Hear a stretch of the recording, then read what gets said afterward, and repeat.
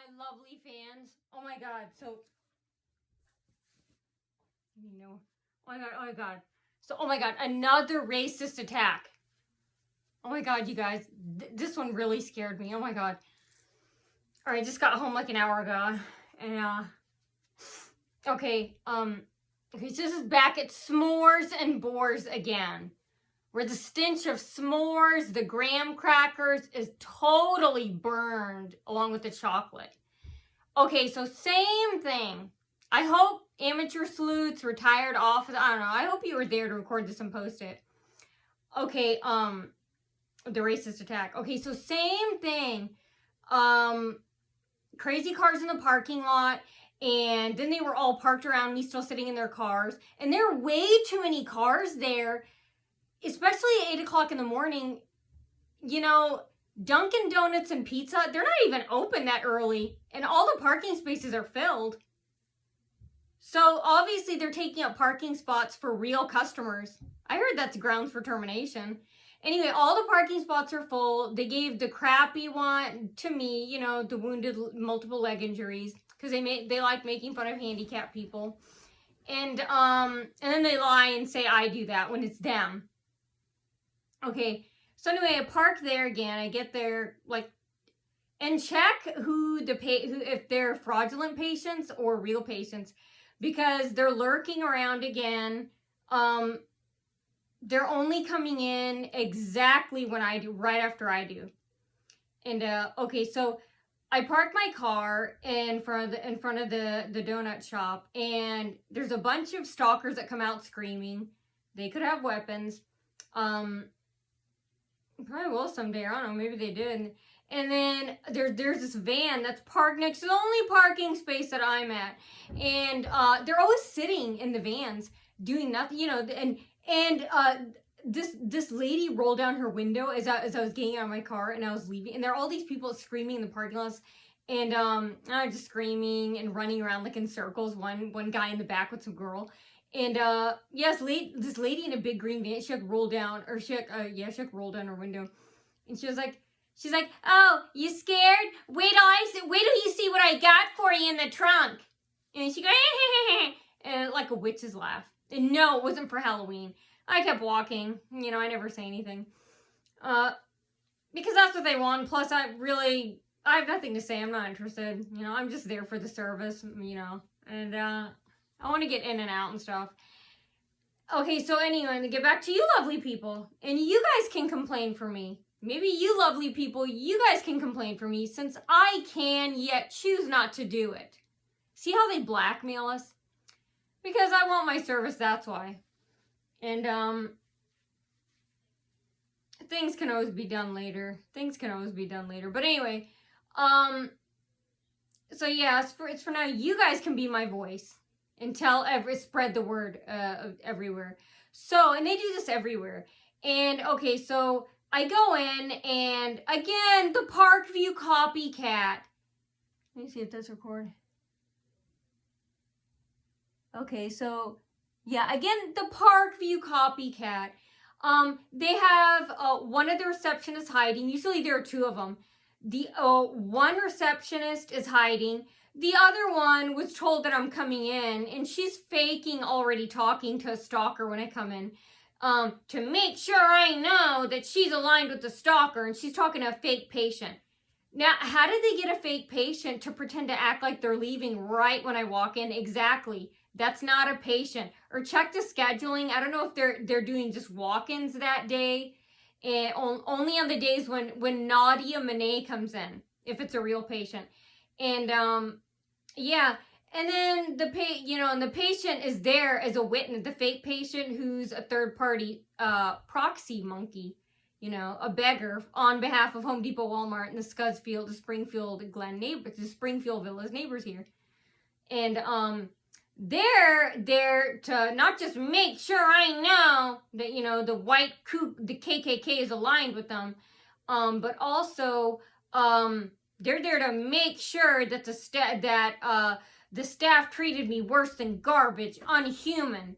You know, they're there to serve as witness to stalker, and then they report back to Home Depot and Walmart and say, yeah, yeah, the receptionist, she treated her like trash, yeah, she ignored her, yeah, cool, yeah. And that's what she's there for also. And then she was talking, the fake patient, the receptionist who kept fake babbling, she's pretending to act like she was already talking, because I don't know, there's no way they knew I was outside, there's no way they can track me. And I don't know, text or whatever, but it's very hard. Anyway, they probably said, I think that one girl is here, we're not sure she is here. Anyway, the receptionist was already fake talking when I walked in, as to make sure I knew she was ignoring me. And anyway, yeah, the other receptionist was gone. It's supposed to be open, the second check-in window. Second check-in or something. Again, Parkview copycat. That's what the Parkview does. Parkview Physicians Group. They'll have all the receptionists gone except for one. They'll be hiding way in the back. And anyway, so then this fake patient that's talking to them right when I come in and waiting for them to wait on me. She goes, oh, yeah, she goes, yeah, I went to Thailand. And then she goes, yeah, I went to India too, even Pakistan. It's really hot there. And yeah, a lot of bugs. And she goes, it really smells bad too. A lot of their soup with the rice. And then it got quiet and then they all looked at me. I was like, okay, I'm not from any of those countries. And even if I was, what's so bad about being an immigrant from those countries? I mean, I have a family of immigrants, my mom, there's nothing wrong with being an immigrant. These are racist, white, satanic cult, white hate groups, And, yeah, they're just trying to hide it, but, you can't. They haven't been able to for years now. That's what I don't get about gangbagging, you guys. I mean, why did they do it and then... This is what I don't get. Why did they do it and then they know the whole city isn't with them and then yet they try and hide what they're doing? That doesn't make any sense. How can they hide what they're doing when they're doing it in public and when we come up here and tell everybody? That's what I don't get. People say gangbaggers don't like, people knowing what they're doing. But it's like, I thought the whole city was against me and all on your side. So why would you need to hide? That's what I don't get. Why are they trying to hide, conceal what they're doing when the whole world is on their side? That's what I don't get. I would think that, hey, whoosh, relax. We can do whatever we want. They would be acting completely different. You wouldn't act like you want to hide it still. I mean, if the whole planet is on your side, like they say, and they try and make us think. But that's what I don't get. Why did they try and hide it then? I mean, hey, the whole world is at your... why hide it then? I mean, if the whole world is really at your... Okay, so anyway...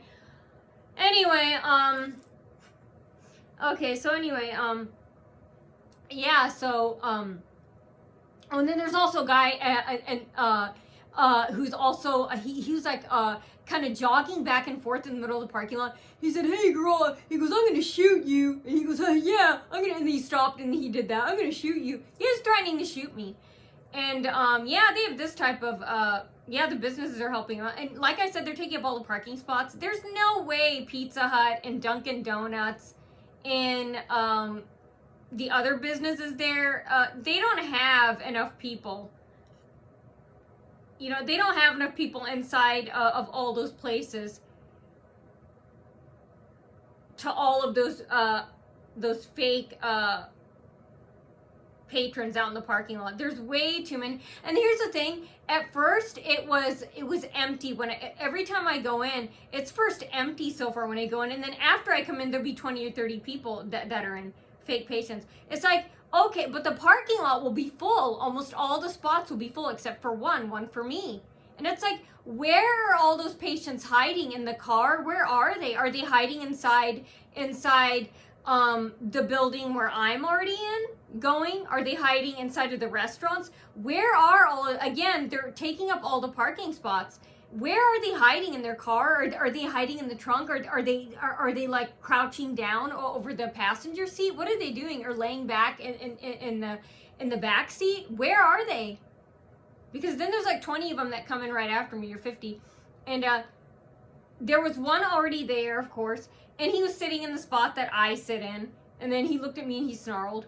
And then he did that like I smelled bad. Of course, you know, I sat in my usual space. But yeah, they always sit where I'm gonna sit, and then I sit there because I'm not afraid of them.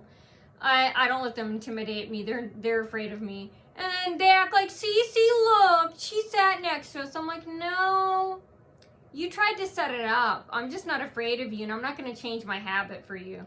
So it still looks like you obviously set it up, so, which means equals no control. When you go around setting things up, that's not control. That's fear. I called it, oh my God, I'm scared. Okay, so anyway, yeah, and then right after the girl checks me in, and then, some strange guy comes in right after me, and then they all start gathering around me, and then they're all screaming and stuff, and then after a while I'm called back there, and then again, same thing, Parkview copycat, Ready-Med, orthopedics copycat. I go in, a really long zigzaggy walk to hurt my leg and to prolong the stalking. Then all these employees are out in the hallways again. These creepy women again. Remember, these creepy women are in the medical office, and these are suicide assisters. Why are we paying them? They need to have at least mandatory psychiatric session slips to keep their jobs. If they're not going to be fired, why are they working there I want money. I want that job too. And I won't even harass people because I'm not jealous and ugly and fat and old and miserable like them. I mean, I wouldn't do that to a patient. I'd just be like, guys, I'm trying to snack on my pretzels and get out of here. You know, I'm not a loser like you guys, focusing on other women, patients that you're jealous of or racist of or both. Oh, and then they're hiding. And then the whole time I had my x-rays done, they were hiding and peeking from out of the office. I know. They're creating such an unhealthy, dangerous, sick environment. These people are sick. They're mentally ill. This is a madhouse. I want to expose to you what goes on. And these are medical professionals, quote unquote, as they say. And yeah, I really want you to see, you know, what's going on in these offices. They're supposed to be helping patients that are trying to drive us to suicide, and they're acting like, I felt like I was on a school playground where they're hiding with the rocks. They're waiting to hit the girl that they love to hate. And yeah, so it reminds me of hiding behind the doorways. Yeah, they were like hiding and peeking behind the doorways, and then again, pounding when I was in the room, pounding on the walls. They were pounding on the doors. And then when I had to go outside and get my pictures taken, I had to stand against the wall. And again, they're always making sure that the offices right across from me are packed with employees. And one guy, he does something so weird. And no, it wasn't for Halloween. Some weirdo guy, he starts laughing like, "Aah!" And he starts rubbing kind of his forehead up against the glass while I'm getting my picture taken across the hall, and he's moving his hands around like this. And I was like, what a madhouse. Look how crazy, look how crazy I make them. Or they bring out the worst, they bring out the looniest in themselves over me. You see how they bring out the looniest in themselves over me? How one person has that much power over them.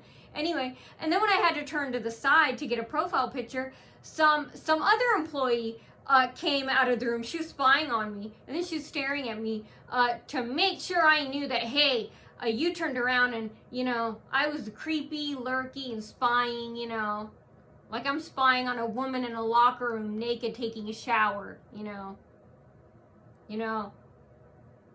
I want a date. Like that, you know, to show that she's a voyeur and she's spying. And yeah, so that happened. And then in the hallways, I heard, I don't know if they're employees or other fake patients, you know, they're all just screaming, you know, as I'm leaving. And again, they're all filled in the reception area. And they're like, and then they're like, you know, again, they're talking about election. I don't know, when is the election? About Trump and this and that. Again, immigration. Oh, like some guy's yelling, oh, so what's your, he's holding like a magazine. He had a baseball cap on, some old white guy glasses. And he was like, oh, so what's your stance on immigration and Trump? As I was walking out, he's pretending, he's yelling at some other fake patient. I was like, I'm not an immigrant. And you know what, even if I was, you know, there's nothing wrong with that. I'm like, just because I have black hair and dark features doesn't mean I'm an immigrant. I was like, you don't have to be blonde. And I don't even see that many blondes around here anyway. Isn't that like the rarest hair color? And even if you do see them, they all look average. I mean, they don't stand out to me. But anyway, you know, I'm like, you know, we don't have to be like Anglo-Saxon, or our background have to be European, Irish, English, Austrian, Scottish, you know, just to be an American or German, you know. You guys aren't original Americans either. Are you Native Americans? No. You weren't originally here either. You're just as foreign as I am, you know. You're not more American than me. And I'm not more American than you. You know, we're all the same. You know, unless you're a Native American, which you're not originally from America, stupid. White doesn't equal American. Anyway, and I'm proud not to be white. You guys are ugly and trashy. Anyway,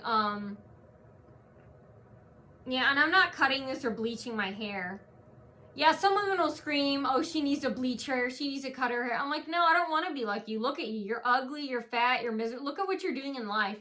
Look at what you're doing today as a second. You're harassing some chick, in a grocery store, in a doctor's office, at a roller rink, you know, anywhere, you know, at Kroger, at a nail salon.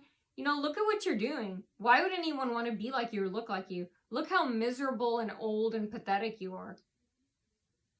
You know, you're still, and I just want to say, you guys are still those fat, bloated, overweight, blob nerds that you were in high school. Nothing has changed. You're still the same. You're still unpopular.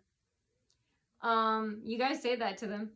And, yeah. And then when I was going, out to my car again, they're all opening, closing doors of Pizza Hut, running out, screaming, laughing. Some of them were just screaming, out of, Pizza Hut, Dunkin' Donuts. And then again, the parking spaces are still full. And then when I'm trying to step in my car again, they're like screaming in the middle of the parking lot. And then that guy again, he's there the whole time, the one who threatened to shoot me in the beginning. He's like, hey, remember what I said? And he's like motioning like that. And, you know, I was like, I hope the security cameras got that. They probably had them turned off, but, you know, just to let you know. And, so that's what happened. And then when I get in my car, the same lady is still sitting in the car next to me the entire time. Now, she could have, I don't know, a guy back there with handcuffs, you know, like nylon stockings, you know, what they call a rape kit. She could have that for some guy back there. She's the one who threatened that there's stuff in the trunk. And, yeah, so that happened. And, yeah, and they're doing it because of Home Depot managers, supervisors, you know, Walmart on Maysville Road, those supervisors, and then the Springfield Villas Association here, you know, where I live. You know, community, you know, racist, you know, racism, harassment. And, yeah, so that's what's happening. Let me think if I'm missing anything. When I'm driving home, oh, the whole road was blocked on East State Boulevard, almost like the middle part. But it was easy. I drove like a box. You know, where you turn left, you go, and then you turn back right. So that was pretty easy. Yeah, I had no idea that whole, from like Crescent on East State Boulevard all the way to like up to Parnell, it's like totally closed. So all you have to do is like turn left on like, on Anthony, yeah. Hey, you just go back where there's an opening. Yeah, I turned right a lot of times to go back out on State, and it was still closed. So I had to look from far away. I was like, all those road closed signs were still up there. It's like, this is a long road closing. It's like, how the hell am I going to make it to my appointment? But I was like, well, I'm not going to speed for them, you know. I was like, I don't have my phone, and I don't call and tell them because of you guys, because of this situation, stalking. So, you know, I was like, if they give me a different appointment, I'm late, or if they let me wait, I'm fine with that. You know, but I'm like, I did all I could. I even make sure to leave an hour early, and I still got there early. But yeah, how are all those patients coming in the same time I do? Right before, and then right after I come in, they all start coming in. So obviously they don't have appointments. Again, isn't that insurance fraud? Because that's what I was told by Anthem. And I called other insurance carriers and I asked, you know, and I just asked their opinion, like, what do you think? They said, you need to report this for fraud. You need to report them for fraud, because if they're charging insurance, they can get a lot of for these frivolous appointments, you know, and all these fake consultations, you know. They said, you know, they can get into a lot of trouble. I'm like, yeah, I don't care. Hey, I just report it. And I really want the community, I want you guys to know what's happening. I want you guys to know what they're doing. And yeah, I was at Snores and Bores and S'mores, where they got Snores and Bores. Oh, same old boring stuff. Or they have burned up smelly s'mores. Lady, you are not smelling any burned rice or smelly soupy food from Pakistan, India, Afghanistan. You are smelling your smelly burned s'mores, where there's snores and bores. But yeah, that's what happened. You know? So yeah, just another racist attack. I'm thinking if I'm missing anything. No, just the same old thing. More verbal death threats, you know, with the guns, this, that. More of them yelling at me. Just more of the verbalness, more of the death threat, and then also the motioning of guns and stuff. And yeah, just that, a lot more of that. But yeah, and then just all that stuff that's going on, peeking, you know, hiding. I know everyone's saying it sounds like a madhouse. Exactly, that's what I want to tell you. Ask him about it. And do you guys hide behind doors? Like, do you come out when a patient is turning for their picture, and you act like that's waving around a Harvard degree when we all know you're humiliated? That's like saying, "Oh, look, I got these stretch marks from giving birth. Oh, I'm so proud." No, that doesn't. Nobody believes that you're proud. I feel embarrassed and stupid and dumb and humiliated and ashamed telling you their behavior. Imagine how they feel. Yeah, there's no way they don't feel that way when they come. I mean, when they come out there and follow someone around, that is humiliating. I feel embarrassed for them and stupid and dumb and ashamed. I feel so ashamed for them. I feel shame, just embarrassed for them. But hey, it's better to have this type of effect on, you know, mildewies and moldies and scum and criminals and humans, right? I mean, you know what they say. If you don't affect them at all, you know, you don't have any significance or power over them. So obviously, you know, if I didn't, they wouldn't be doing anything. But yeah, that happened again. Yeah, I was crying for a while before I came back on. You know, I had to calm myself, you know. I'm okay, you know. Thank God I wasn't hurt, you know. Even my mom says that, you know, I'm glad you weren't hurt. I'm glad you're safe. Me too, you know. But, yeah, so if I think of anything else, I'll just get back here. But, I'm really hungry. And, yeah, I'm just so hungry. Hopefully I didn't have to make this long, but, you know, I am Lips of Flame with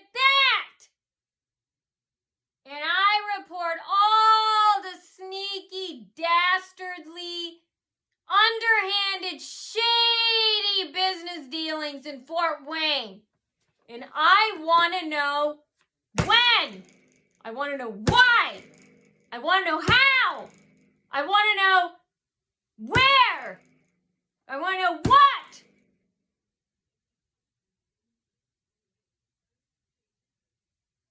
I want to know when. And most of all, I want to know who. Who? And I want to know why. Any other victims out there? Who? And why? Why?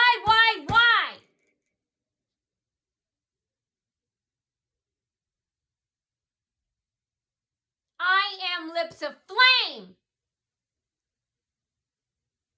And I will be a flame reporting everything that goes on. Even if I can, yet choose not to expose the business. Remember, fans, this is the internet. You can always hit backspace.